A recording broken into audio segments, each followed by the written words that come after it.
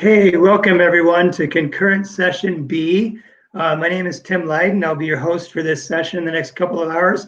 Just a couple of very quick tech tips. If this is your first session, I just want to clue you into the chat box on the lower right-hand side of your screen, where you can let us know if you're having technical difficulties or comment about the talk or ask a question. We encourage you to ask questions in the Ask a Question button, which is also in the lower right-hand side of your screen. And then just so you know, on the upper left-hand side of your screen, in capital letters, it says schedule. That's how you can move from this session to concurrent session A, or if you accidentally get knocked out of the symposium, go to that schedule button and you'll get back into the room with Brian. And I'm saying room, but Brian is our first speaker to speak outside of the box and actually be outside. It's very refreshing. So I have the pleasure of introducing our next speaker, Brian Brettschneider. And Brian is a well-known local climate scientist. He has a background in environmental geography and climatology. His PhD is in environmental geography with a focus on tropical climatology. And since arriving in Alaska in 2006, he has dedicated himself to becoming familiar with all things related to Alaskan climatology and communicating weather and climate with the public. In the last several years, Brian has become a go-to source sought out for local, national, and international media. And I've enjoyed hearing Brian on the Ask a Climatologist on Alaska Public Media every Friday, I think. Happen to be somewhere where there's a radio. And I also have heard Brian speak before. And when I did, hoped that we'd be able to rein him into our symposium. So I'm really happy to introduce Brian, who will talk about, the name of the talk is the Alaska Climate and Climate Change 101. So take it away, Brian. Thank you. Thank you so much, Tim. I'm excited to be here. And if there's anyone that has trouble hearing me or my volume fades away or something, just send a little note in the chat box and hopefully I'll see it. So let me start sharing my screen. And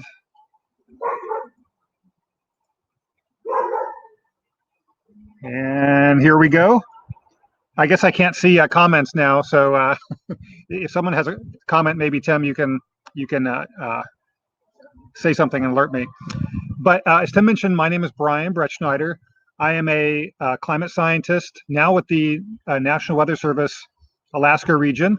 I'm based in Anchorage, and I'm excited today to talk about the just kind of some nuts and bolts about Alaska climate, kind of climate 101. And I think it's really important because everyone needs to be using the same set of facts. You know, we shouldn't have, you know, people maybe thinking this is the state of the climate or that's the state of the climate, or maybe some unsure, you know, where people aren't sure where things stand. So it's very important for me to be able to get out and talk to people about where we're at now, again, so that people and policymakers can all be making the best decisions with the best set of information. So I like to show this slide right here. This is from on the Chugach National Forest. This is actually Portage Lake from January. And it demonstrates, I think, nicely the difference between weather and climate. And of course, that's Portage Glacier in the background, and that's the climate. So you're looking at ice that's, in this case, probably at least hundreds of years old and probably several thousand years old. And in the foreground, you're looking at the frozen lake. In this case, the lake had only been frozen for about a week. And that's really indicative of the weather. And so even though there's a lot of ice in this scene, some of it is we would think of as weather, and some of it we would think of as climate. So what is the climate of Alaska like today? So, you know, when I talk to students in a class, and a lot of times I'll talk to like elementary school students or high school students, and particularly, you know, the elementary school students will say, well, it's cold, right? So, you know, that's what Alaska is known for, right? We're known as the cold state. But as you know, here in Alaska, you know, you wouldn't say the climate of, you know, of Whittier is the same as the climate of Kotzebue, or you wouldn't say the climate of Bethel is the same as the climate of Fairbanks. Now, there's more similarity between those than there is, say, between Whittier and Kansas City, but there's a lot of variability around the state in terms of temperature, and precipitation. So on the left, you see average annual temperature, and this is on the 1981 to 2010 climate time period. And then on the right, lower right, annual precipitation. And so, of course, down in the Prince William Sound area, it's hard to see, but many areas in the 100 to 250 inches per year annually. And so it's helpful to think about, when we look around at Alaska, what do we see when we look around? And really, everything that we see is a function of the geology and the climate. And we really start with the geology. So the geology provides, the uplift, provides, the mountains and keeps us above high tide. But then it's the climate that shapes that causes the glaciers, and it causes, determines how much water there is in the rivers and how much wind there is, and the transport of seeds and the presence of wildlife. So the things we think about, rainfall, snowfall, glaciers, permafrost, tundra, the wildlife, those are all here because of the climate. So the climate, isn't just something that is something that a characteristic of Alaska. It is integral to the very essence of Alaska. And as these things change, and some of the other talks have discussed the changing climate, but as the climate change, Alaska changes. And some of the most notable examples, we talk, say, about wildlife, it's the climate that determines whether we have moose and caribou and where they're at. There's a reason there's no caribou in Nebraska. Okay, and there's a reason there's no moose in Kentucky, right? The climate doesn't support it. And as these things change, it affects, for example, where salmon are. So salmon need there's a lot of environmental considerations that determine when streams and the surrounding ocean are suitable for salmon and the species that they forage on and so on. Again, there's a reason there's not salmon, in Louisiana, right? Because we need the water temperature in a certain range.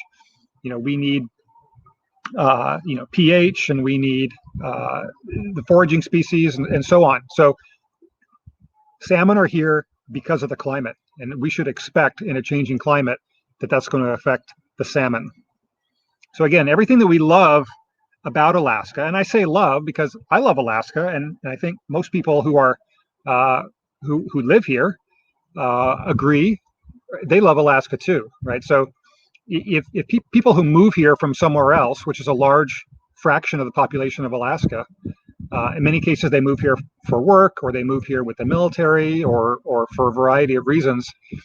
There are some people that certainly don't like it here, and they end up leaving the first opportunity they can. So you end up with a population that is very self-selecting. You end up with people that stay here because they really like it here, and they love Alaska. And what they love about it is determined greatly by the climate. So how are we doing on our climate? Well, not so hot. Actually, quite hot. Not so cold, I should say. This is a chart of average annual temperature statewide, so not just in any one location. And sure enough, 2019 was the first year that Alaska, on average, was above freezing. And of course, this is a really big deal because a lot of important things happen around the freezing point. Most notably, we have a phase change of water from a solid state to a liquid state. And so that's just enormous. And again, this is statewide, and there's a lot of variability from place to place. Now, 2020 will not be a new record. We've had a cool start to the year, relatively speaking, and we'll probably end up somewhere in the top 20, but we won't be breaking a record this year, thankfully. This is another way to look at our temperature. This is 2019, so this is 365 days out of the year, and we had this thing called the Alaska Statewide Temperature Index, and it's scaled from -10 to +10. That's not degrees, it's an index. And we see almost every day in 2019 was substantially above normal. So this is a probability this represents a probability distribution. So again, almost, from the time we rang in the new year to the time we rang out the new year, we were way above normal. And so this is a compilation of 25 stations around the state that has provides a very representative idea for what our climate is like. How about looking back a little farther in time? Let's go back to, in this case, 1850, using the Berkeley Earth gridded data set. And it actually does a really, really good job. From 1925 to the present, it uses very high quality thermometer data from about 1890 to 1925. It's a little bit more sporadic, but we have a really good flavor for what the climate's like. And then prior to about 1890, we make a number of assumptions based on ocean temperatures and things we understand about the general climate. But the moral of the story here is it used to be a lot colder, and now it's a lot warmer. And that is having dramatic effects on Alaska and the wildlife and the people of Alaska, of course. But it's been cold here in 2020, right? Of course, I hear this all the time. And, so what does it mean, right? Does it mean that we've turned the clock? Does it mean that the global warming has shut off? And the answer to that is no, no, and no. 2020, we've been lucky. We've been in a very lucky sweet spot that the vast majority of Earth, and we're talking about 85 to 90%, has been somewhere between above normal and much above normal. And if you zoom in on the one spot that's been the most below normal, it's right over Alaska. So, we've hit the lottery this year, the first couple of months of the year, and we should be glad and grateful for it, because it at least for perhaps 1 year, we're delaying the inevitable. But every year matters, or every year counts. Again, but it's been a very cold year, right? So if you look statewide at the top 100 warmest days and the top 100 coldest days, in the last almost 70 years, you see the red lines are the instances of a top 100 day, and we've actually haven't had a top 100 cold day in 8 years. And since that time, we've had 51 of the top 100 cold days of the last 70 years have occurred since our last one top 100 cold days. So we're just really, really heavily stacked on the warm side of the equation. This map shows recent trends in the climate, and we see anything in oranges and reds are substantially warmer. So that top row is high and low temperatures for spring. The bottom row is high and low temperatures for summer, which actually, if you see, doesn't actually show nearly as much warming. And here we have hot changes in high and low temperature in the fall, and the bottom changes in high and low temperature in the winter. And again, these are over 15 years. Massive changes. We've really kind of gone over the edge of a tipping point. You can't sustain these kind of changes for 100 years, right? We're not going to be 60 or 70 degrees warmer in 100 years. But these things, they jump incrementally when we cross over certain thresholds, and that's something that certainly appears like we've done in the last 15 years. Now, what about globally here? Where are we at on the global? We say, well, let's look at this on the decadal time scale, and we'll look at it starting around 1900. Okay, and we say, well, which decade since 1900 was the warmest? And anything in that red means the most recent decade. 2010 through 2019 was the warmest decade, in the last 12 decades. And that's actually 77% of the globe just finished their warmest decade.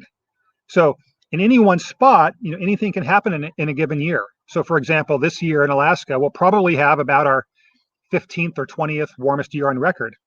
But globally, they're thinking it's about a 50 to 60% chance it'll be the warmest year on record. So just because, again, we've had a nice little run so far at the beginning of this year, doesn't mean we are out of the woods. And if you look at which decade, what percent of the Earth had the warmest or coldest decade in each of those 12 decades, we see about 77% in the most recent decade and that only leaves 23% for all the other decades combined. And only about 2% of the Earth had their warmest decade anywhere between the 1900s and the 1970s. So we're just really, really stacked on the warm side of the ledger. And then you can see that blue line is the cold version. And in the last, 4 decades, only 0.4% of the Earth experienced their coldest. And most of that is over open ocean areas that are getting cold because Greenland's ice cap is sending cold, fresh water into it. So that's actually a bad sign in and of itself.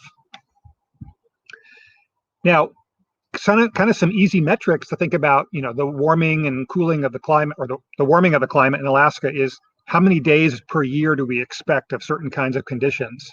And the most important condition is days below freezing. So how many do we have now? Well, in the previous 30 or 40 years, statewide, about 219 days per year below freezing. When we look, 50 years in the future, 60 years in the future, we're looking at, a third or more sub-freezing days. Well, those sub-freezing days those now above freezing days are going to occur in October, and they're going to occur in April when we have a nice high sun, which means lots of solar energy is going to reach the ground, cause a lot of melting. How about warm days? Well, this is days over 77. Currently, statewide, we average about 2 days per year. Again, statewide. When we look at the last 30 years of this century, we're expecting that to increase by a factor of 20. So about 30 days per year on average, and a lot more than that in the interior locations. So we're expecting fewer cold days, more warm days, and then everything that goes along with that, changing ecosystems, changing environment, and most importantly, a changing environment for the people and the cultures and the subsistence activities of all Alaskans. So really, really big, substantial, profound changes. And Alaskans understand that the climate is changing. So this is a chart of some public opinion polls that show, asking Alaskans, do you accept that global warming is happening, and should we teach about it in school? And strong majorities, in all parts of the state, feel like this is an issue that's important enough to teach our kids about. So we should take advantage of that. So that is what I've got. So I'm going to stop sharing my screen. I kept it to 20 minutes like I promised. And let me find where we're at again. And I am available for any questions or comments or anything else in my remaining time. Thank you, Brian. That was really great, and like the last talk, sobering. So to the audience, please feel free to use the Ask a Question button or the chat box to ask Brian a question or leave a comment. And Brian, I have a question for you. Yes. I've seen your Twitter account, and I get so much great climate information from that. But for folks that aren't following that, can you refer the general public to a website or some kind of source that people can use to become more familiar or with some of the statistics that you shared or the trends as they go on year to year? So, it's a little bit chaotic. There's not kind of a single handy repository. On the government side, there's the National Weather Service has a climate division. It's like climate. Oh, I should know this. Climate. I think there's climate.gov for kind of U.S. and global. There's there's the local National Weather Service pages, but really, and for better or for worse, you do have to kind of go hunt and peck for good information. And the downside of that is it's sometimes hard to know if you're getting good information or not, because sometimes as we find out in the social media world, sometimes bad information can crowd out good information. So I would highly recommend that people first go to any website that has a .gov a domain to it, or a dot World Meteorological WMO, but some kind of official government, because if you find random YouTube videos, and it can be hard to separate the wheat from the chaff, and if something sounds outrageous, it probably is. And I do have I do try to post stuff to my Twitter account. My handle is climatologist49. You don't have to sign up for an account. You can just go to Twitter and you can search for climatologist49, and I post stuff all the time, and I share stuff that other people post all the time as well. So I try to be a conduit for good Alaska climate information as much as I can. Yeah, and I can really vouch for that, because I'd say that you and a couple others are the main reason that I am on Twitter, because I and other people looking for, like you said, there's a lot of hunting and pecking that has to happen if you want to understand what's happening in Alaska, especially last year when we had such crazy warm weather, especially in the summer, and it's hard to find, to put that in perspective. So I believe that's when I joined Twitter, because a friend had recommended you and Rick Toman and some others. There's that such a vast amount of information that you posted, really put things in perspective.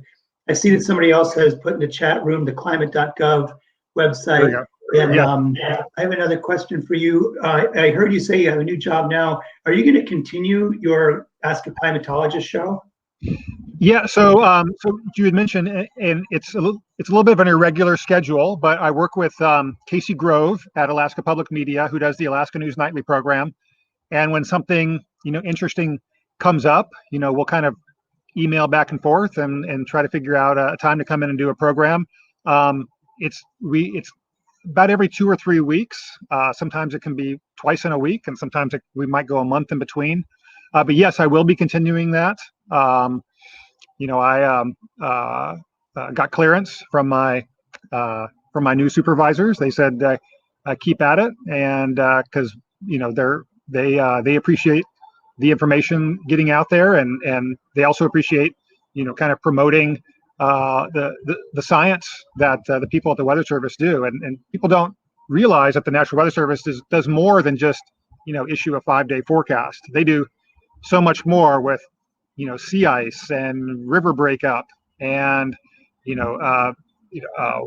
aviation and volcanoes, and just lots of important science monitoring and forecasting. Thanks, Brian. There's a couple of really great questions stacking up right now, so I'm going to try to get to those. And I'll point out that someone has a request on the chat box side of things for a website. So I don't know if Brian would have something there, but let me ask this first question. Climate change can be a challenging topic for many people to talk about. Do you have any suggestions or resources for guides or interpreters to feel more comfortable to address climate change? And I'm sure that means with the general public. Yeah, that's a really, really tough nut to crack, and it's something of an intractable problem. So before I forget, it's a Yale University survey. So just Google like Yale University survey of perceptions of climate change, and you'll find that information. But back to how to talk to people about climate change. For me, and what I found in the climate communicator community, there's a wide variety of opinions. I mean, it's very, very wide. My personal philosophy is if someone is discussing in good faith, if they have questions, I'm happy to do whatever I can to work with them.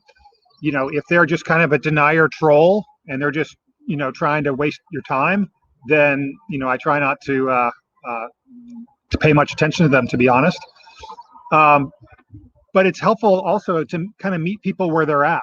So if you're talking to a group of, waterfowl hunters, talk about how the climate's affecting, waterfowl hunting. If you're talking to people who are doing subsistence activities. You talk about how that's changing, the availability of food and wildlife resources. And if you're talking about, people who are seasonal fishermen and women, talk about how the climate is affecting the possible impacts to the salmon fishery. So again, you try to meet people where they're at and talk their language so that it can A, be disarming, but B, can provide some kind of nuggets of information that they can grasp onto. That's a great answer. And I know that that's helpful for people who give tours or are interpreters and are coming across people of all those different backgrounds that you just described every day. Right. And then what you said is helping in the chat box, and I can help out there too. It's the Yale, I think it's called the School on Climate Change Communication or something, as you Google that. Oh, and somebody just put that up. So don't put the link up. That's it. Yeah. And then, a lot of great information. And it shows over time how attitudes are changing. And, the number of people who are more and more concerned about it is moving, is moving in the so-called right direction. And maybe, before I lose this train of thought, one of the reasons I think it's really important to talk with groups, and I talk to all kinds of groups. In fact, last month or the month before, I talked with an oil industry support alliance group, people that work for the major, petroleum extraction companies. And, they wanted some information about the climate and climate change. And I think it's really important because, even when you're presenting to so-called friendly audiences, again, a lot of times people, they may only have, kind of bits and pieces of information, and everyone stands to benefit by having more information to make better informed decisions. And, when you're talking about being on, say, the right side or the wrong side, and in this case, there is a right side, right? The right side is where the Earth is warming and we're largely responsible for it. And there's really no doubt about that. But many times people who are on that side and want to do something about it still many times don't have a good grasp of how things work. And so I think it's really important that everyone has at the opportunity to kind of learn more about the system and how it works, so that they can talk with other people about what's going on and help them to better understand where we're at.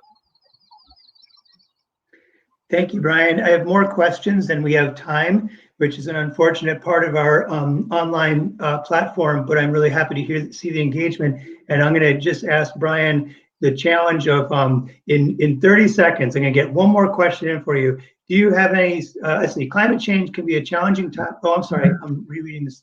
I've noticed recently that both local and national TV news meteorologists mention climate change. There seems to be a recent and important change. Do you know what has caused that to finally address them? And again, we really don't have but a few seconds for your answer. Okay, so real quickly, it used to be that petroleum geologists were at the bottom of the list for accepting climate change, but meteorologists were right below that, or right above that. And there's been a real shift in knowing that the meteorologist is the main conduit of weather and climate information to the general public. So there's been, with people like Climate Central is the main one, to reach out to meteorologists and provide them information that they can put on air. And there's been a vast change in the acceptance of climate change by meteorologists with that effort. So it's been, the questioner is exactly right. It's been a big difference in the last 5 to 10 years. That's really great. I'm glad we were able to squeak that question in, because that was a really interesting answer. Thanks for all the work you do, and thank you so much for joining us today. And we'll see you out there on the internet. It was my pleasure. Thank you for having me. Okay. Bye, Brian. Okay, so next up we are, I have to change gears quickly, and it's my fault we're just a minute late, but I wanted to fit in that last question for Brian. And we're really excited now to hear from Wendy Sailors, who is a development specialist for State of Alaska Department of Natural Resources, Division of Parks and Outdoor Recreation. And Wendy's coming on the screen right now, and her talk is entitled Alaska State Parks, Managing the Parks and Public Messaging During the COVID Pandemic. Hey, Tim. Hi. It's Kate Mohatt. Sorry, you have the wrong time. Hi, I neighbor. am so sorry. That's not Wendy, but we are excited that Wendy's here. And we're excited that Kate Mohatt's here. I'm so glad it was you that I made that flub in front of. Kate Mohatt is going to tell us about a really great topic, invasive species, rare plants, and citizen science using iNaturalist. And Kate has been schooling me on iNaturalist in recent weeks, and I've just had so much fun participating in some of your projects. So a brief bio on Kate. Kate Mohatt is an ecologist for the Prince William Sound Zone based in the Glacier Ranger District in Girdwood, Alaska for the Chugach National Forest. She has been on the forest since 2006, performing a number of botanical duties, including invasive plant management, sensitive plant surveys, and coordinating with partners and groups on stewardship projects for the forest. She is the co-organizer of the Girdwood Fungus Fair and the Cordova Fungus Festival, and co-authored the Mushrooms of National Forests in Alaska brochure. So Kate, thanks for joining us, and take it away. Thank you, Tim. Thanks for the introduction. And this is I just want to say this is really cool how slick these presentations are. They're all super awesome. And I'm really glad you guys are able to bring this symposium virtually. I think it's really valuable and good for our mentals right now. So thanks for the intro. Like Tim said, I'm an ecologist for the Chugach National Forest. I've been on the forest for about 15 years now. And I've had the pleasure of doing a lot of really awesome projects in Prince William Sound over those years. And I'm really grateful for this symposium so that I can share with you some of the work that we've done. So I'm just going to pull up my slides now. And like Tim said, I'm going to be talking about rare plants, invasive species, and some citizen science options for when you're out enjoying beautiful Prince William Sound. So some of this was covered in John Morton's talk. Basically, Prince William Sound is the northernmost limit of the Pacific coastal temperate rainforest. It starts down in Northern California. As you get further north, species diversity as far as vascular plants go declines, but it's also where we're at in Prince William Sound. This is the northern limit of a lot of species like Sitka spruce and the hemlocks and other species that are associated with this habitat. So we get a lot of interesting flora. Here's a Google Earth imagery of Prince William Sound. As you can see, the north, it's surrounded by ice. Beyond that, you get into the boreal transition zone. So again, northern limit to some cool plants that I'm going to talk about just briefly since we only have 20 minutes or so. One of those is the Alaska yellow cedar. Its northern limit is just a few isolated pockets in Prince William Sound. This tree is currently thriving in Prince William Sound, whereas further south, it's in decline due to declining snowpacks. The roots are shallow and fragile, and they freeze to death. So interesting climate change story where because of climate change, this species is actually freezing to death in some areas because of that lack of snowpack. This isn't a rare species, but it's certainly interesting and fun to look at. This is a Drosera or sundew. It's a carnivorous plant. It's frequently found in open meadows in Prince William Sound. And there's actually a couple species in Prince William Sound. This is the common round sundew. So some of the projects I've had the pleasure of participating in include back in 2009 and 2010, we did some shoreline rare plant surveys in many locations across Prince William Sound. Habitats that we focused on included luxurious fens, intriguing upper beach meadows, and Sitka spruce and hemlock dominated forests with, like I mentioned, a few pockets of Alaska yellow cedar sprinkled in. So the red indicates areas where we conducted those surveys. There was about 130 plots scattered across the Sound. We spent about an hour with botanists from UAA at each of these sites doing an exhaustive species inventory of vascular plants. And we found a number of new occurrences of rare plants. I apologize, the blue doesn't turn up as well as I'd like, but these blue dots indicate where those were found. Notably, they're mostly in eastern Prince William Sound and in places that don't get a lot of human use. And back in 2015, 2016, we decided to focus those rare plant surveys to Columbia Bay. That rapidly receding glacier opened up a lot of great area for recreation and exposed a lot of interesting and unique habitats where you frequently find rare plants. So that map on the right is where we surveyed. In yellow are survey locations or track lines.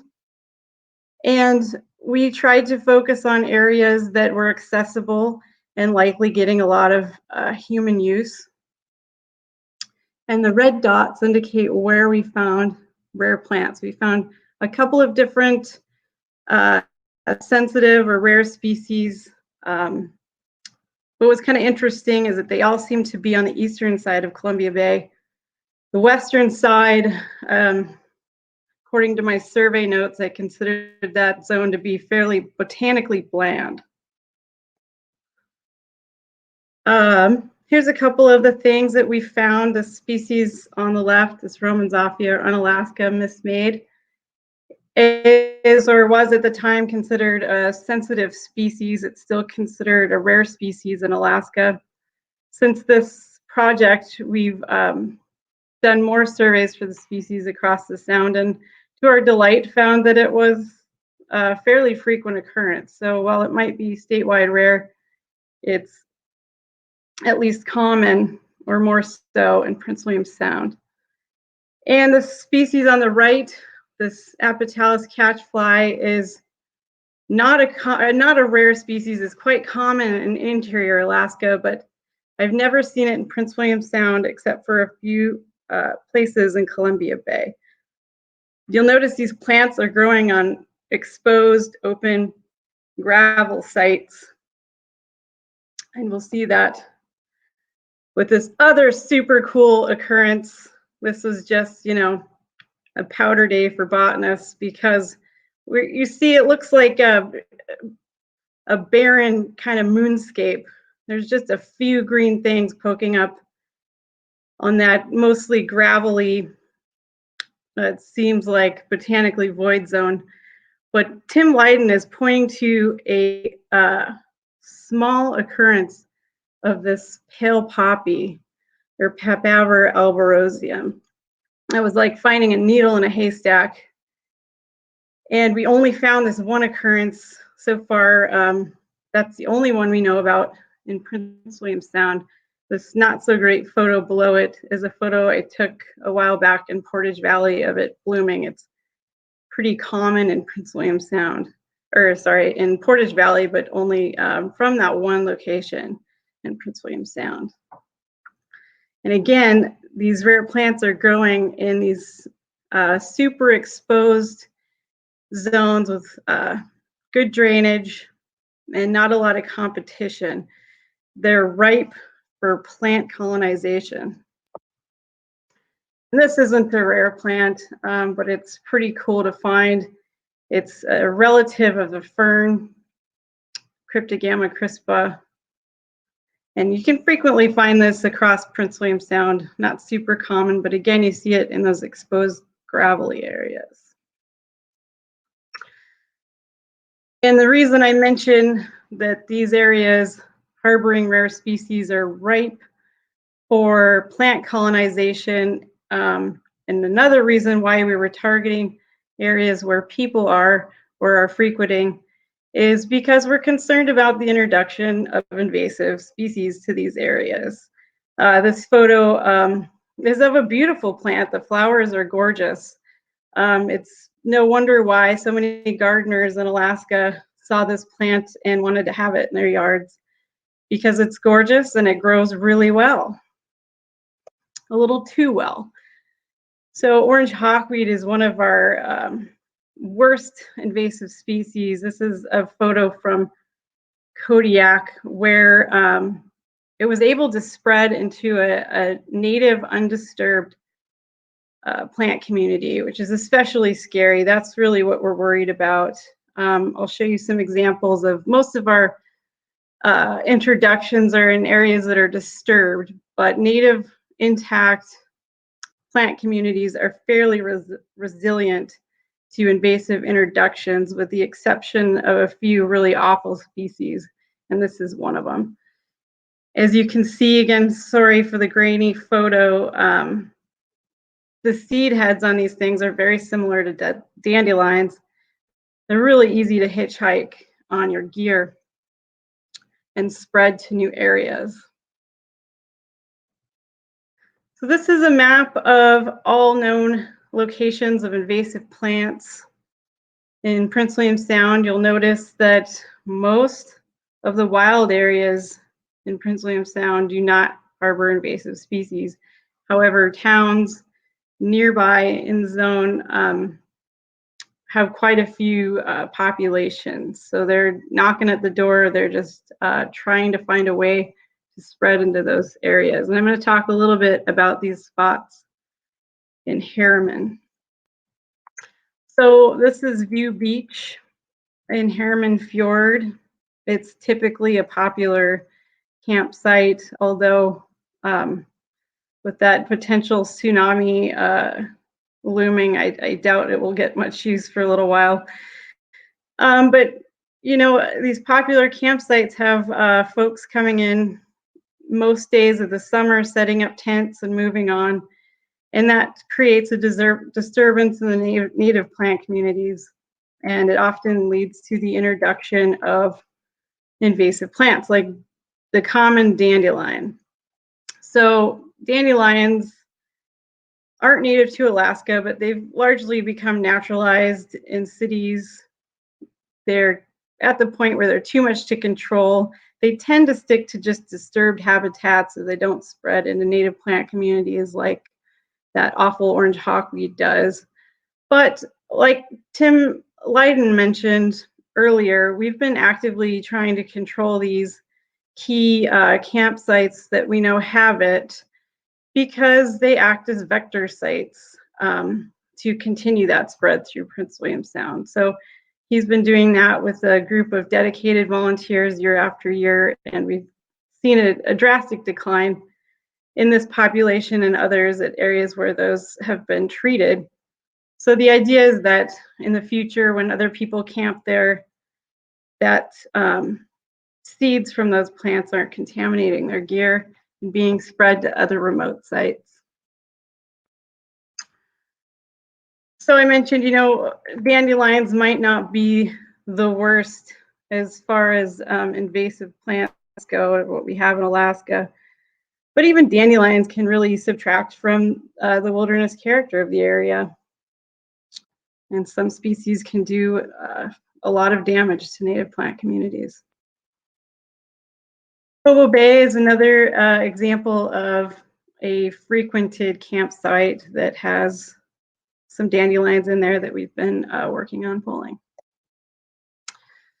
And from that previous map of Prince William Sound, within the communities of Cordova and Whittier, we've got a lot of different nasty plants mapped around those areas.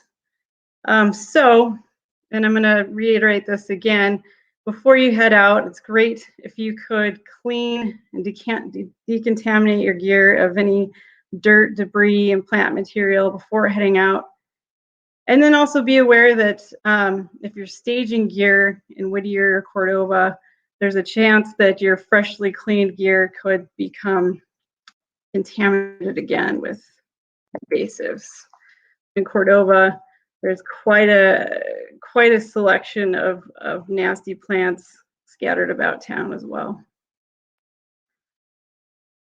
Canada thistle is another one we're very worried about. It occurs in Whittier. It's also on the other side of the tunnel in Bear Valley in a couple sites.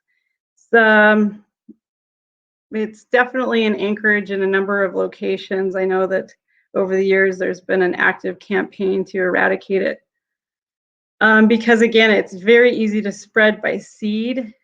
It can take over, outcompete native plants in areas where there isn't disturbance, just like the orange hawkweed. And it's really, really hard to treat. This is one of those where herbicides are required to get rid of it. I don't believe it's in Cordova, but it is on Kayak Island at the lighthouse area. So another species I just want you to be aware of if you happen to see it out in Prince William Sound.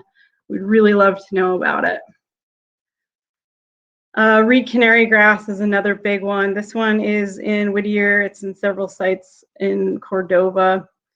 It goes to seed around mid-July to mid to late August.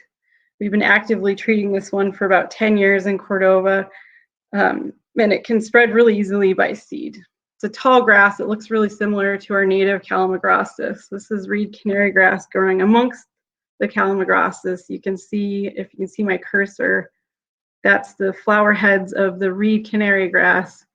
And then to the right, you see the native Calamagrostis. And then this one, this rugosa rose, forms these huge hedges and bushes. It's really popular landscaping plant. It was planted in Whittier. It's also in several sites in Cordova. It has, you know, big showy flowers. It's really spiny, and it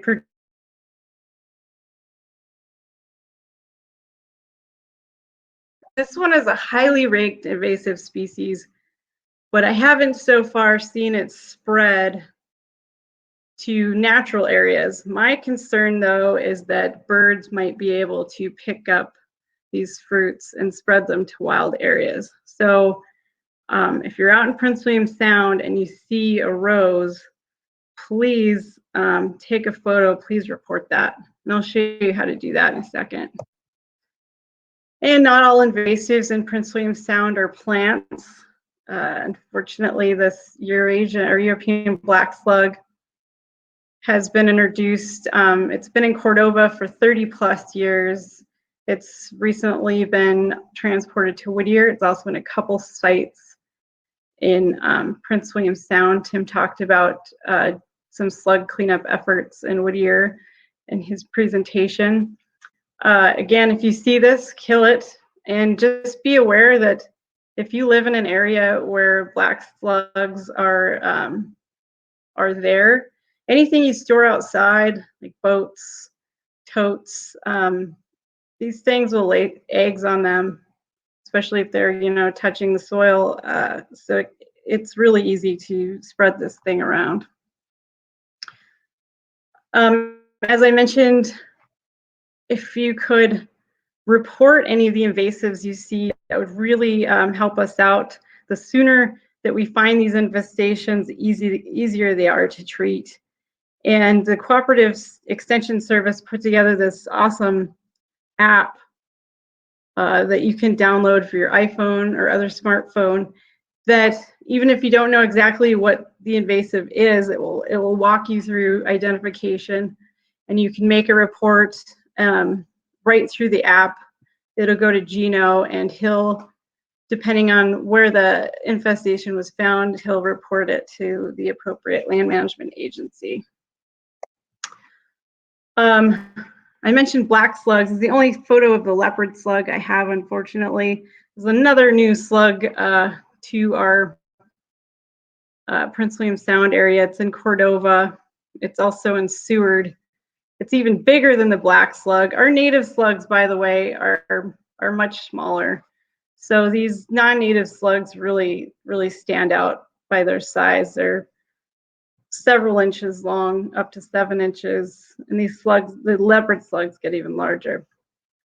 But again, before you head out, please clean and inspect your gear. Look at, you know, your boot tread. clean your tent. Often when you've come back from the Sound or other camping expeditions, you go to hang out your tent to dry. A lot of people have dandelions and other things growing in their yard. So just be aware where you're putting your tent to dry, that you're not picking up stuff unknowingly.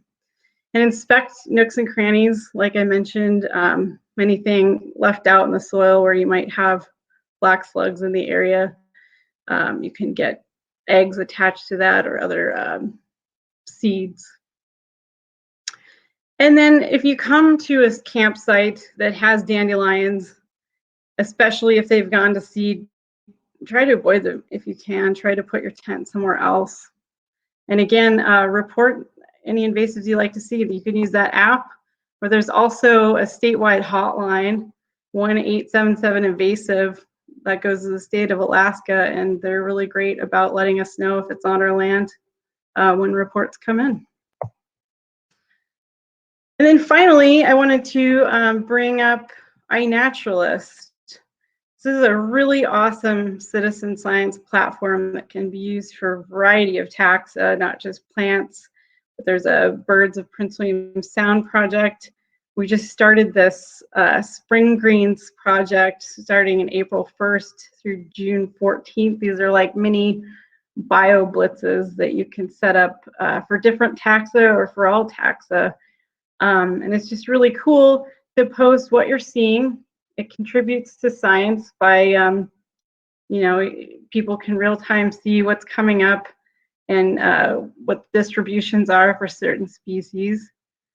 And then it also, you get the added bonus of if you don't know what something is, there's a lot of really skilled taxonomists that are on iNaturalist, and they're constantly looking at observations, and they'll happily identify things for you. So it's very cool. So in summary, Prince William Sound is a magical place. You all knew that. It harbors many species of rare and interesting plant life. That's especially true in recently deglaciated areas like Columbia Bay. These habitats are especially vulnerable to the introduction of invasive species. They're a blank slate for introductions. So you can help prevent invasive species introductions by cleaning and inspecting your gear regularly, and please report any invasive species using the Weeds app, or you can contact the Forest Service directly. I'm really easy to find, or that 1-877-INVASIVE hotline. And iNaturalist is another tool to post cool plant or other taxa observations. It can help you with identifications, and as a super added bonus, you're contributing to science. And that is all I have for you. I'm happy to take questions. I think I still have a few minutes. All right. A lot. That was really great. And we do have a few questions. The first one, can you put the name of the app in the chat box as we're chatting? Mm-hmm. Cool. And what people don't know is that Kate is probably about 200 yards from me because we're neighbors. And in the weird COVID era, I haven't seen nearly enough of my coworkers. So it's a really pleasure to have you speak today for that reason too. So I'm going to try to combine a couple of questions because we don't have a lot of time for them, but there's two here that I think I can ask in one question. So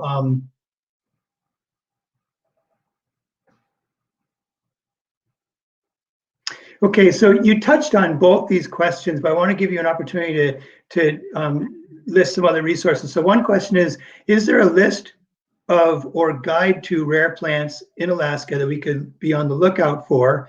And then related to that, who should the public contact if they see invasive plants in Prince William Sound?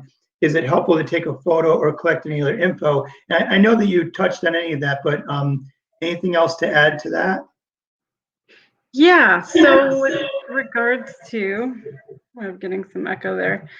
With regards to rare plants, the Alaska Natural Heritage Program, or actually the new name is the Alaska Center for Conservation Science, is our statewide entity that tracks rare plants statewide. So they'll have a list of rare plants. They also have this pretty sweet portal that you can view rare plant distributions. There's also, they have an Alaska invasive species portal too that will show you locations of invasive species. Everything that we record on the Chugach gets uploaded into that portal. And then your second question was, I'm sorry, I forgot. It's okay. I tried to combine them, but let's see.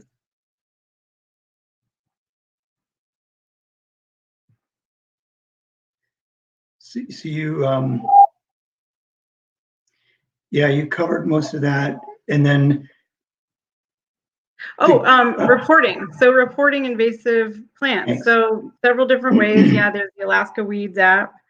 You can contact me directly. You can put it on iNaturalist. I'll probably see it.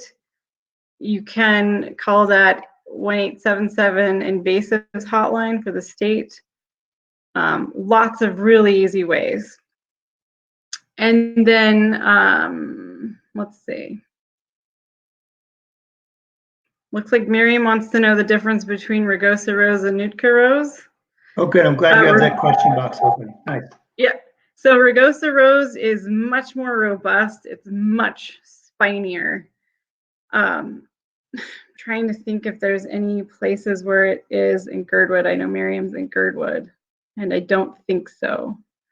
But Seward might have it. It grows really well in coastal towns, so that's why it's frequently planted as a landscaping plant. But again, yeah, the Nootka rose doesn't occur in Prince William Sound, at least that I haven't seen. So easy enough. If you see a rose in Prince William Sound, report it, please. Well, I have a couple more questions coming through, and I probably have time for one more. So the information that you're getting off of iNaturalist, where does that information go? What are people doing to help as they use iNaturalist? Well, it's such a cool tool because it's just it's open to everyone, and it's pretty powerful too. So yeah, if you check out, if you've ever been to iNaturalist.org, you can see in real time observations coming in from around the globe for anything. And they've made it pretty slick to search by geographic area, by taxa, how many observations. For one example, just a simple example, was last year was a really dry mushroom year. And I had a reporter ask me about, you know, some sort of quantification of how many mushrooms are coming out versus a normal year. And I struggled for a minute and I said, maybe you should check out iNaturalist, look at the number of mushroom observations for this month of August versus previous year's observations. And sure enough, he was able to see a very obvious trend that there weren't very many mushroom observations for that month. So there's a lot you can do with it. I still haven't harnessed all of that. That's great, thanks. And like I said before your talk, I've really enjoyed what you've shown me with iNaturalist, and it's just another one of those tools that helps you look at the area in a new way as a citizen scientist or just someone who's out recreating. So thanks for sharing that. There are a couple more questions, but we have to move on to our next speaker. So thanks so much for participating today, Kate. Thanks for having me. Look forward to being out in the field with you again soon, Tim. Yeah, same here. Bye, Kate. Bye. Okay, so moving on to our next session. Now I get to introduce, if I have the right speaker, which I think I do, I get to introduce Paul Twardock. And Paul is going to present on interpretive skills and techniques. And Paul Twardock is a professor of outdoor studies and director of the Institute of Culture and Environment at Alaska Pacific University. He has kayaked, hiked, and skied throughout Alaska and studies recreational impacts on woodland ecosystems. Paul is the author of a Prince William Sound guidebook and currently hosts Outdoor Explorer on Alaska Public Media. And I'll add a little bit because I've had the pleasure of working with Paul in a variety of ways over the years. I'm still a newcomer to the Prince William Sound area. I've only been here for a decade, and that's such a short time. And when I first came here, one of the first people I looked up was Paul Twardock. So we're over listening. the course of the last 10 years, he's really shared so much information with me, and then joined us in the field, looking at recreational impacts and other things. And Paul has also been on the board of the Prince William Sound Stewardship Foundation, so has done quite a bit for the area. And so take it away, Paul.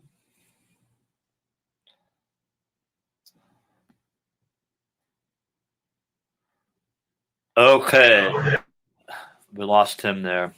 Let me share my screen here.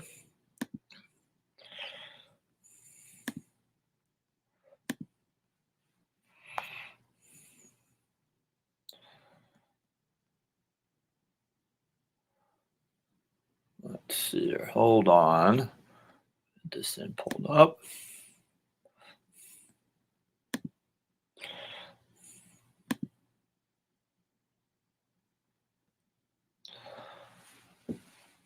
Okay, I'm assuming folks can see this.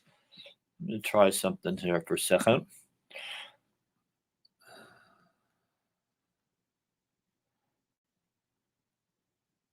Okay, A, can people hear me? And B, can people see my screen? Yes, we can hear you and see your screen. Okay, great. Yep, Thanks. your screen looks good. Okay, great. Thanks.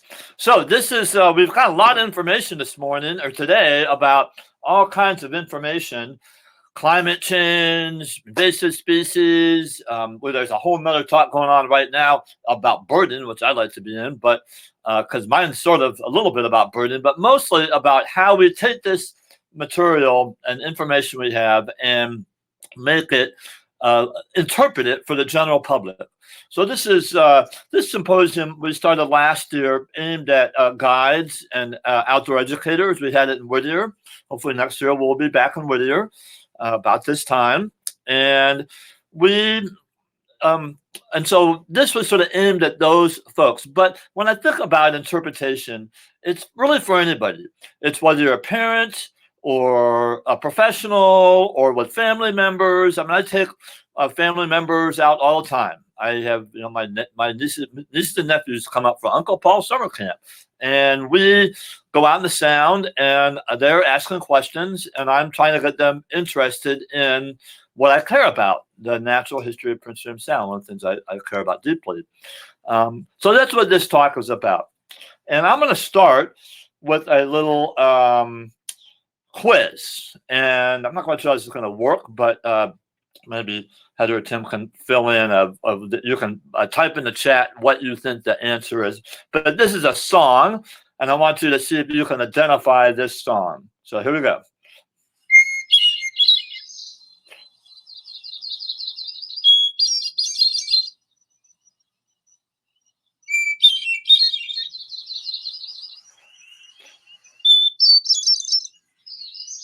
All right, so it's a bird. It's on Prince William Sound. It's an iconic bird out there that we start to hear this week. I was out there about 2 weeks ago paddling, and for the first 2 days we didn't hear it, and all of a sudden, boom! They showed up in flocks and started their song. So I'll come back to that in a minute. Here's a little bit of bird trivia for you along that way. And what I'm doing here is I'm doing an interpretive talk. I am hopefully getting you engaged and getting you interested in what my presentation's about. I'm trying to make it relevant to you. I'm trying to make it bring it to you in a way that you can understand, right? So here's some questions here. So what is the state bird? I'll give you a second to think about it. Is it the bald eagle? Is it black oyster catcher? It is actually the willow ptarmigan. Okay. What else we got in here? How many species of birds are there in Alaska? Okay. 1,000, 10,000, 70,000, 100. What do we got? Well, we have about 505 naturally occurring. Okay. Now that's a vague term as we get more species in. I was out birding yesterday, and we were commenting about all the European starlings that are around now that are becoming sort of ubiquitous in Anchorage. Another one, what's the maximum difference between chickadee's core temperature and winter, and its winter core temperature? So summer, sort of normal core temperature, and winter temps. Okay. It's 100 degrees, 10 degrees. Is there any at all? Well, it's about 150-degree difference. So what its core temperature is and some of the winter temperatures it encounters. So somehow that little bird has to stay warm without much on it. Here's another one. What is the population of bald eagles in Alaska? 1,000, 10,000, 70,000? Here we have around 30,000 bald eagles in Alaska. Sometimes I go out in Prince William Sound, I think all of them are there. I love it when I go out with students or people who are new to the Sound. They're like, a bald eagle, a bald eagle, a bald eagle. And they're so excited about bald eagles. And I said, well, start counting them. And after a couple of days, they're like, oh, a bald eagle. On one hand. The other hand, I used to work with a woman, Marilyn Scarborough, who'd been out in the Sound for decades paddling. And every time she saw a bald eagle, she got excited about it. And that inspired me. The fact that someone could get so excited about something every time she saw one, even though she'd seen probably 30,000 of them. And that is a key, one of the keys to interpretation, is being excited about something that it might actually become mundane after a while. And then we have how far is Arctic terns migration? We're quite a ways, right? Depending, I always say, sort of joke around the Arctic tern. There's Arctic terns, and then there's sort of the lazy Arctic tern, because you see them in like Baja in winter. And you're like, wait a minute, they didn't go all the way to Antarctica, but the real hardcore Arctic terns do the 11,000-mile one-way migration. So it's pretty. My theme here, when I get going, and we'll talk about thematic presentation in a minute, is that birds are amazing. They're everywhere you go, and they're a great indicator of how well our ecosystems are doing. Okay. Just some more information about loons.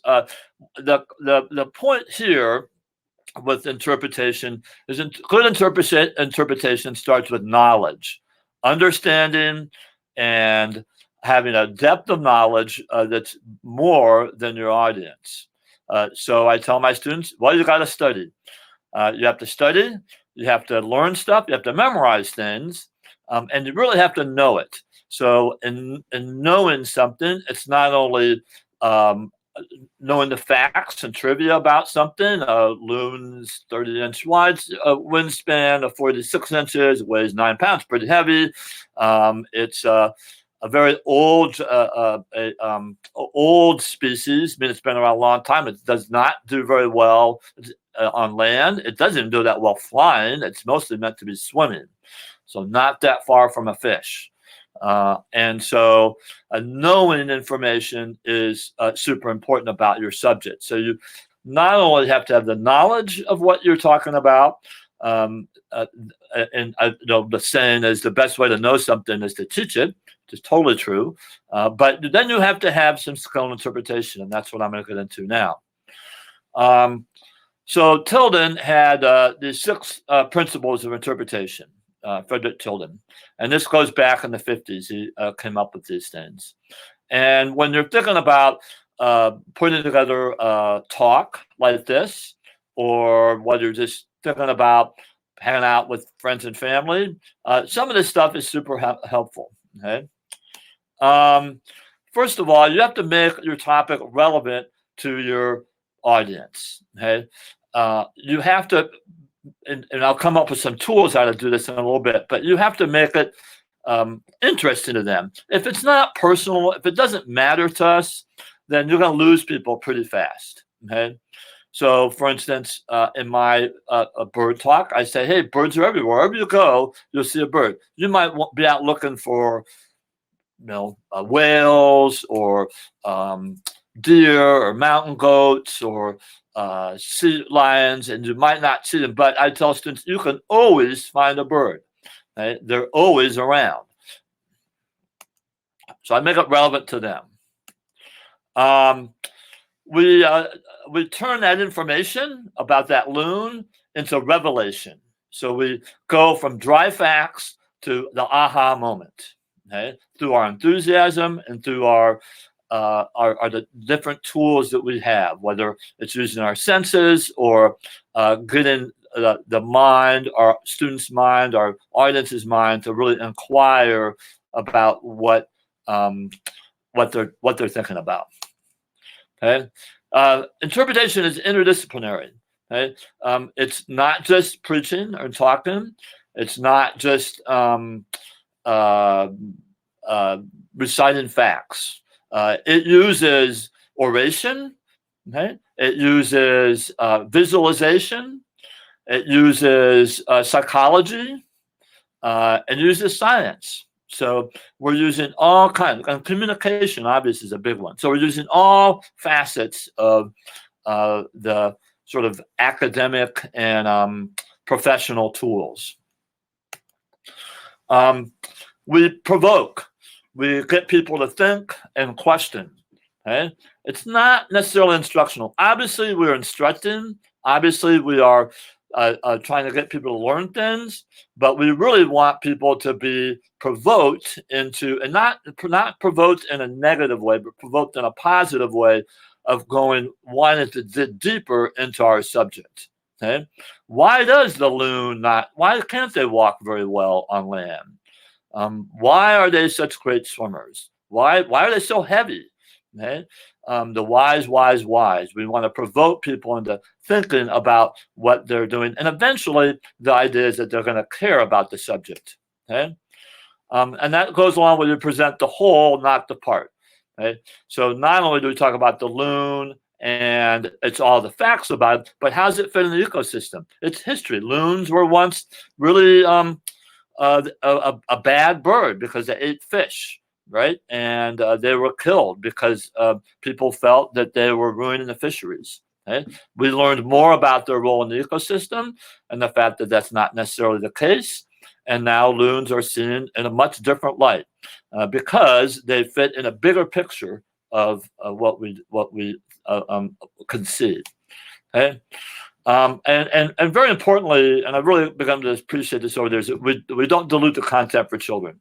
Okay? Sometimes we think, oh, children, they don't get things as well. But boy, I'll tell you, I've seen some pretty sharp kids out there, and they pick stuff up very well. So we obviously tailor some of our presentation to different age groups, but some of the content children can get.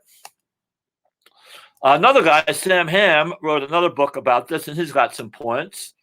It should be enjoyable. Again, make it personal, relevant. I'll come back to that.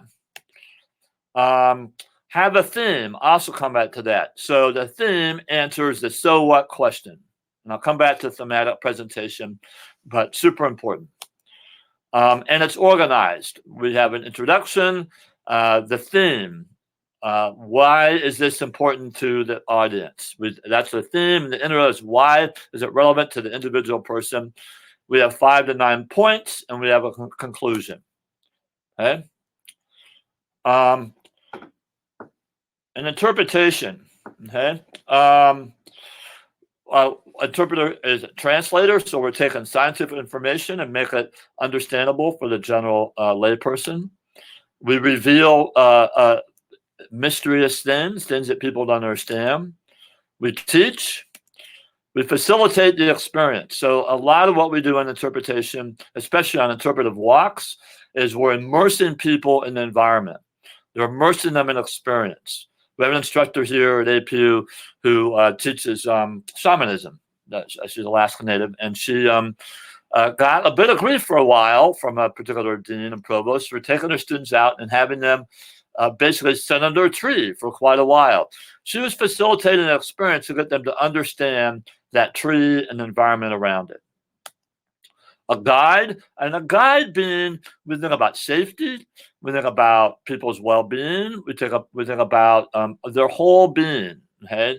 Not just a guide to the knowledge we want them to have, but we're taking care of them, especially in the outdoors. We're seeing and hearing things that they don't. my students give me a lot of grief because whenever I'm out and I hear a bird, I say bird. And they still have alumni come up to me and we'll be talking, they'll hear a bird and they go bird. And they've become birders because my ears, I use my eyes and my ears to see things that they couldn't see. And along that line, we motivate people and we try to reveal some larger truths. And that's psychology. This is back to this interdisciplinary approach. We back to some qualities of good presentation. We want it pleasurable and entertaining. And these are very more specific tools. So one thing is we want positive, upbeat verbs. Okay, instead of can't, don't, won't, shouldn't, we're using can, should, do, will. Okay, so we're using words that are in a positive nature, and people pick that up. Many times when I write up or do a presentation, I write it out. I write a script. I'm doing this more and more, having been on radio a little bit now. That's what their first lesson was, write things out. And so I do that a lot now. I write it out and I have a script. Now, do I follow the script? Not necessarily, but I make sure that in there I'm having very active words. This is a Western sandpiper. The Western sandpiper is an amazing bird that I've shown a video at lunch. I'll show another one at the end of Western sandpipers swarming, and it's an amazing sight to see. So using those verbs that get people interested and are very, very important. We try to relate cause and effect. Okay, so one thing I like to do a lot is ask people, come across something when we're walking around, and maybe it's a tree's falling down, okay, or there's a gap in the tree, a big gap in the bark. I'll ask them, well, why do you think that is? What do you think? What caused that? And we learned today a lot about cause and effect in the talk about climate change stuff, about how we're getting more grasslands. And so being able to talk to people about that, like, well, why is that? We're looking at something, what caused that? And what's the future? What is the effect of this new thing? We just sort of talk about invasive species. Well, okay, what caused a certain weed to come in? And what is the potential effect going down? And get people to critically think about what they're seeing. Okay? We can exaggerate a little bit, not like a lie, but we can talk about size and time in the sense of we make it because it is. I mean, it's really hard to people to imagine like how many bald eagles are in the state of Alaska.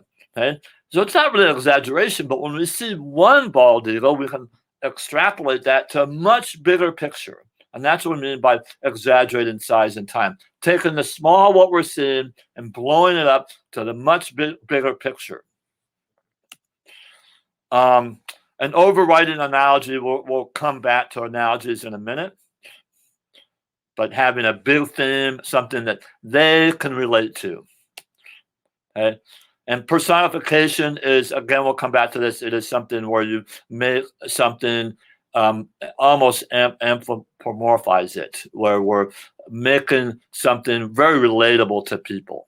Okay, so it entertains by making it related by some analogy that or metaphor that relates to people, and I'll come to that in a second.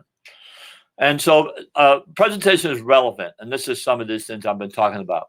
It is meaningful. Okay, it is connects to something we know. Okay, that we understand. Many times I'll say, and we do this through analogies, comparison of two things, and there's different kinds of analogies. So a simile is a comparison of one thing to another of a different thing. For instance, an adult male sea lion can be as big as a 1-ton truck, 2,000 pounds. That gets people's attention. They understand what a big truck looks like. Get your F-250 or 350, and most people understand, oh, that's a big truck. And you go, wow, a sea lion, a big male sea lion, in breeding season can be that big is impressive. It gets their attention. A sea otter being able to eat 1/4 of its body weight in a day to just live. And so you go, well, what would you eat if you ate 1/4 of your body weight per day? And all of a sudden people, wow, I weigh 200 pounds. That means I gotta eat a lot of food every day. It's impossible. Okay, and then why? It's starting to get into the bigger picture of that. Why do they have to do that? What are adaptations to allow them to live in that very cold water their whole life, basically? And so you can start with analogy and go down, and all of a sudden questions start to rise that you can start to answer. Right when I would say, and I'm doing a lot of talking here, but the less I taught, the better. The more questions people ask, the better. A metaphor is a figure of speech applying one word or concept to an unrelated one. So we have an adult male sea lion as a 1-ton truck in the ocean. Well, that's, okay, we don't see 1-ton trucks in the ocean, but it gives the person an idea of how big they are in the ocean. Okay. Another example, it's like the Prince William Sound of Northern Temperate Rainforest. So what is the temperate rainforest? It's the Amazon in the north. Okay. And all of a sudden people go, oh, the Amazon in the north. What else is involved with Amazon in the north? Oh, it's about carbon capture. We heard earlier about Chugach Alaska Corp doing carbon capture and carbon measurement. Is great instead of cutting stuff down. And people hear a lot about these things about, well, what happens in a far away place? The Amazon deforestation or poaching in Africa. And so forth. That tends to grab the headlines, and even stuff in the lower 48. But when we can sort of bring that back to Alaska a little bit and stay Alaska centered, it becomes personal for people. That stuff is important, and people care a lot about it. But what they really understand more is the stuff near them. Okay, so a lot of times I'll make analogies to people when I'm out in the Sound. I'll talk about things that are related to where they live. So I find out where they live. Oh, you're from Anchorage. Well, let's talk about the birds you see in Anchorage. Okay. And then, for instance, we might see I saw a great blue heron the other day out in the Sound. And the people I was with from Anchorage, they're like, what's that doing here? They didn't get it because they didn't ever see it. They're like, that's really strange. I went, no, actually, it's pretty common to see great blue herons in Prince William Sound because that's their northernmost limit. And so making it relevant to what their moment is. Interpretation is organized. People can remember 5 to 9 items at a time. That's a well-established fact. That's why our phone numbers are, whatever they are, 9 or so digits. And that's why they made it that way, so people can remember that. Okay. Tell them if you're walking where you're going and what you're going to be doing and what you're going to be talking about. Tell them, and then tell them what you told them at the end. So the whole analogy, start them off, introduce them, tell them what you're going to tell them, where you're going. Go ahead and do it, and then remind them when they're done. There's a little Stellar's J there. Let's talk about thematic interpretation here for a minute. What your subject is. You take a subject. This is a pintail duck in the background here. It might be birds. And you're going to make a theme. And the theme answers why your subject, what your subject is and why it is relevant to the audience. Okay. And I always start with that theme. And we'll talk about walks here in a minute, but I try to get all the other sort of superfluous stuff done. So waivers signed, they know where they're going, they got the right clothing on, I've got their questions out of the way. And so now then I walk a little bit. I move them away from that sort of what we call staging area. And then I get them in a spot where now I can get them focused on my subject matter. Okay. And I might even have a little moment where I get them to listen to a bird or look at a plant or look at the ocean, where they go from thinking about whatever's on their mind, that they've rushed to get there, they're maybe got their cell phones, haven't put the cell phones away. I try to get rid of all those distractions, and then I spin my theme on them. Okay, and I try as best I can if possible to have that in the moment. Birds are easy; they're everywhere. So, if I have them listen, inevitably a bird will sing. I don't think I've ever had a moment when I said, "Okay, let's listen to birds," and I haven't heard a bird, unless it's maybe dead of winter. So then so then I got my theme, and I'll tell them why it's important to them. Birds are everywhere, and are great. The whole canary in the coal mine thing is a good analogy. Okay?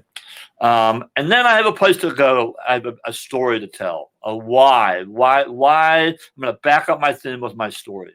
Okay? In a walk, you're going to lead people through a pre-planned sequence in that narrated site. So ideally, in a walk, and this isn't always possible, you'll know where you're going. You've walked it out, and you've thought about where you're going to go. So you're going to go, and again, 5 to 9 spots. That's what people are going to remember. And you're going to have little spots, and you're going to start at one spot, and you're going to go to the next. Okay, and my theme will link all my stops. So let's say I'm doing birds. Well, I walked with some friends last night on the coastal trail and here in Anchorage. And, we did ducks, we did shorebirds, and we did songbirds. Those are my 3 stops. And we taught, and I had little spots picked out. I knew we'd see each one. And we did a little birding walk with friends. And it was great. And we were able to see some pretty cool stuff, including this guy. Looks like a greater yellowlegs. And then we're interactive. We're talking, we're sharing stories, and we're being interactive. And each stop, we connect with the theme. We re-emphasize that every time, and each stop reinforces my theme, which in my case was birds are everywhere. We're looking, another stop. Here's another bird. Okay? We greet people. We introduce the theme. At each stop, we refocus people. They've walked a little ways, and now they've gotten distracted. So I refocus them with an activity or something to do, or a sentence or a word, or just repeating my theme. I'm refocused, and then I talk about what I'm going to talk about, and then I'm going to move on and tell them, okay, next stop, we're going to be over here. We're going to walk X amount of time. So it's fairly organized. Okay? And then at the end, I conclude. Planning. See how we're doing on time here. I'm doing all right. Obviously, I said know your area and your topic. Talk about themes. Prepare for the unexpected unknown. I always like it's always a 5-year-old boy that throws me a loop question. And so I'm always trying to be prepared. And I'm always prepared to say, I don't know. Let's look that up later. Not right now on your phone, but when we get back, we'll pull the phone out and look it up. So nice thing about good and bad about smartphones is we can look stuff up right away. But be prepared for the unexpected unknown. Be flexible. 5 stops. Involve the audience. Foreshadowing. This is giving people little teasers about what's to come. Something along the lines like, well, there we saw a shorebird. I wonder what kind of bird we would see up in the trees. Okay? Foreshadowing. Okay? Activities, having people using their senses, using their ears, their smell, their taste, their feel, and obviously watching for things. But sometimes the best thing to do is blindfold people and let them develop those other senses. We're not very good at using those other senses, and once people get to use it, they it really opens up a world for them. Try to think about closed-ended versus open-ended. If you get a lot of chatty little 5-year-old boys that know everything, try to do closed-ended questions like multiple choice. If you have a lot of time on your hand and you want people to share, have those open-ended questions of like, oh, what was the last bird you saw? Or what's your favorite bird? Stay in the lead. Large groups go slower. Be open to questions between stops. Repeat the questions for everybody to hear. So a lot of people have questions along the way. I'll stop and say, hey, I'll answer that. I think that's a good question. I'll answer that with everybody. So I get to my stop, and then I repeat everybody's questions. If you see something, go down that rabbit hole. If you see something cool that has nothing to do with your talk, don't ignore it. If a moose goes charging by, well, that's the time to talk about moose or whatever. Sometimes we get pretty focused on what our goals are and we miss the really cool stuff. And then usually you do a loop or an out and back. Try to stay on your time. People are very time sensitive. One of the things that we do in interpretation is we tell when we're training people, we make them do, it's 10 minutes. That's what you got. You got 10 minutes and that's it. And people are like, I'm never going to do it in 10 minutes. And sometimes it's harder to go slow than it is to, or harder to do a short speech and a longer one. Don't go too fast or too slow. Articulate, stick to your script. And if you're going to be late, let people know. And Maslow's needs. Make sure they're warm, they're hydrated, they're not overly warm, bugs aren't killing them. All those basic security, physiological needs are taken care of. And then make sure everybody feels accepted and secure in the group. I always will ask, I will give a little speech, even on little talks about respect of other people, and lay out some ground rules of interrupting people and how we're going to operate as a mini little class. So people feel respected and comfortable in the group. Super important. And then have an emergency plan. If you're with an organization, this is really important. But if someone were to have something bad happen, make sure that you have a plan. I will say that it's super important to have a first aid kit, have some first aid training. I heard a very tragic story about someone who got hit by, we're out on a little walk, and the wife got stung by a bee and died of anaphylactic shock. And they had the anaphylactic kit in the car. They just forgot to bring it with them. So, I can't emphasize it's important enough to have a little first aid training and have a plan. That's sort of what I got. So what questions? Do we have time for questions?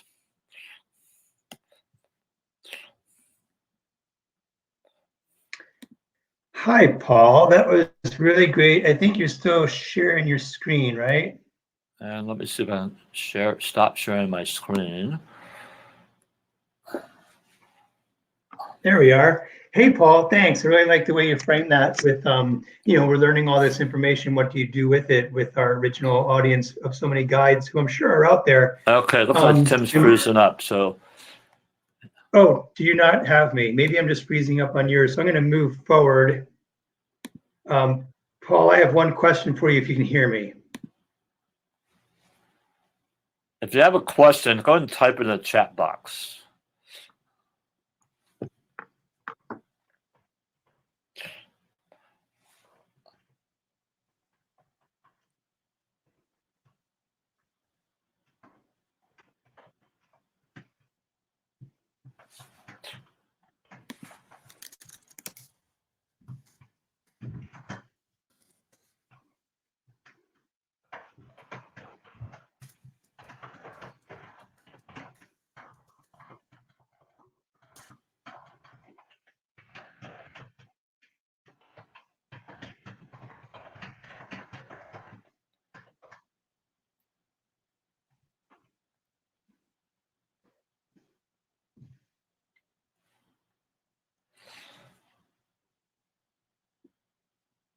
Yeah, heavy topics. That's a good question.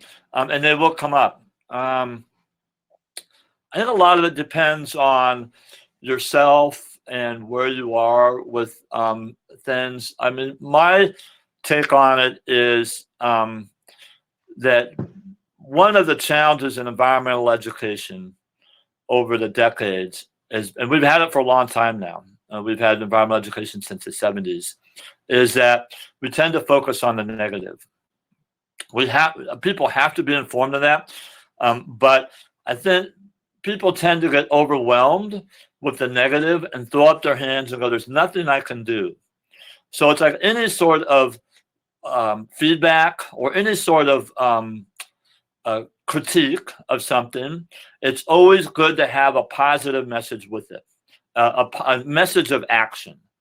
So I could talk about something heavy, like we've heard a lot of like warming temperatures in the Sound, stranded salmon, but how can that ever be positive? In my mind, the positivity of it is positive action. What can you do, and what things you can do to help this out? And we've learned about some things, whether it's apps with invasive species, getting involved in the Prince William Sound Stewardship Foundation and beach cleanups, learning about carbon capture and carbon markets. And that's where a depth of knowledge of not just your subject matter, but the big picture that surrounds the subject matter is super important, because you can come up with actions people can take that makes them feel empowered versus helpless. So that's my take on it, is how do you make people empowered to do something versus feeling sort of like overwhelmed with negative news. Paul, can you hear me? We've lost Paul's video, and I don't think Paul can hear me, but thank you so much, Paul. I really appreciate that. And we're going to close out. I'm not sure what's going on, Tim, but I see a frozen picture of you. We're going to close out this session and move on to the final session of the day.